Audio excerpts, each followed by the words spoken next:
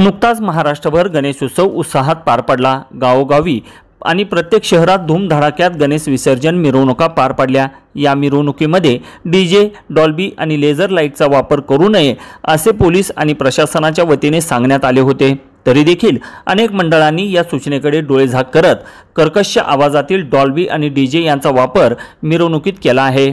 या आवाजाने काही ठिकाणी जीवितहानी देखील झाली आहे, तर अनेकांना वेगवेगळे आजार झाले आहेत। यावर उपाय म्हणून एका डॉक्टरने मिरवणूक पाहायला येणाऱ्या लोकांना इयरप्लग म्हणजेच कापसाचे बोळे वाटण्याचा उपक्रम केला आहे।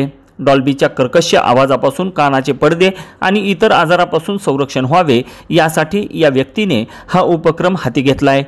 आता हा व्हिडिओ सोशल मीडियावर तुफान व्हायरल होतोय। हा व्हिडिओ नेमका कुठला आहे आणि त्या व्यक्तीचं नाव काय आहे हे जरी समजले नसले तरी त्याच्या निस्वार्थ समाजसेवेचे सर्वच जण कौतुक करत आहेत। ताज्या घडामोडी जाणून घेण्यासाठी शिवशाही न्यूज यूट्यूब चॅनलला सबस्क्राइब करा। आपण हा व्हिडिओ फेसबुकवर पाहत असाल तर फेसबुक पेज फॉलो करा आणि शिवशाही न्यूज.com या आपल्या वेबसाईटलाही भेट द्या।